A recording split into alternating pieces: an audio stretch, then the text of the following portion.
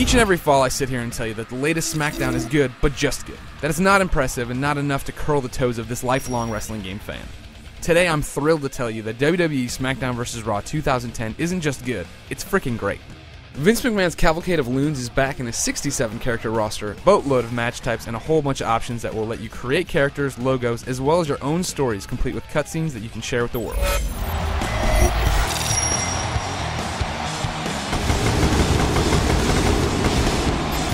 If there's one thing SmackDown vs. Raw 2010 nails, it's the WWE style presentation. Thanks to new bells and whistles such as the live logos you see on TV and the copyright symbol popping up at the end of matches, these bouts feel like they're ripped from the actual program. The game loads in a blink of an eye, so you'll be happy to sit through the pomp and circumstance before a title match, and in the game the fugly HUD of the past has been tossed in favor of a small halo around your character's feet. In short, it looks great because it looks real. Another beautiful addendum this year for fans is how blood works. When I first busted somebody open, I thought the blood looked a bit weak. It was just a blob on the left side of the guy's forehead. But as I continued to wail on the foe, some nifty changes started to appear.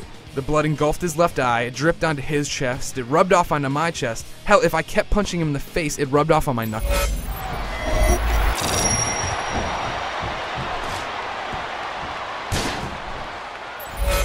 If you've played SmackDown in the past few years, you should know what to expect when it comes to controlling your grappler. The left stick moves you and the right stick grapples, etc, etc, etc. Still, THQ has dropped in a number of under-the-hood improvements. There are apron moves, you can grapple from an opponent's side, and there are a total of 4 strong grapple positions that you can now switch to without breaking a hold. Reversing is now assigned to 1 button rather than last year's 2, and you can pretty much reverse any finisher at any time. Beyond all the nuts and bolts stuff, there's a lot to talk about. The majority of the matches from last year are back and untouched, the Inferno match, Hell in a Cell, and so on. And so is stuff like the 4-player online and the ability to move championships around via the roster editor. But there are some new and improved contests. Remember how crappy the Royal Rumble has been in the past? THQ overhauled it, so now knocking dudes out comes down to a quick-time minigame that's actually fun to play. Championship Scramble is here with various time limits so that you can defend your titles like they do on TV, and there are 6 new Road to WrestleMania campaigns for you to embark on that feature more choices, more twists, and more entertainment than ever. I mean, these things are awesome.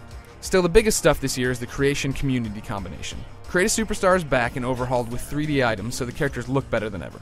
There's still a few issues. The new point system made me choose between sunglasses or pants for Gruesome Greggy because I couldn't have both. And the invented wrestlers don't look as good as the real superstars, but it's definitely a step in the right direction. The paint tool lets you create any image you want. The highlight reel's back and this time allows you to record match highlights and edit them into entrance movies. And then there's the story designer, which is the biggest addition to the series in years. Here you're given a calendar with the next 10 years of WWE programming on it and allowed to create whatever story or feud you want for the program you want. You click a show and choose one of the more than 100 scene animations to pop in and tell your tale. The animations range from people getting interviewed to cars exploding to mysterious briefcases being found. You get to cast the characters in their roles, write the dialogue, change the camera angles, and more. When you got that one part done, you can move on to the next show and keep the story going, or just end it there. It's your call. When all your creating is done, you can upload the content to the SmackDown vs. Raw servers where people can download, search for, comment on, and rate your work. Literally, you're getting an endless stream of free content for this game.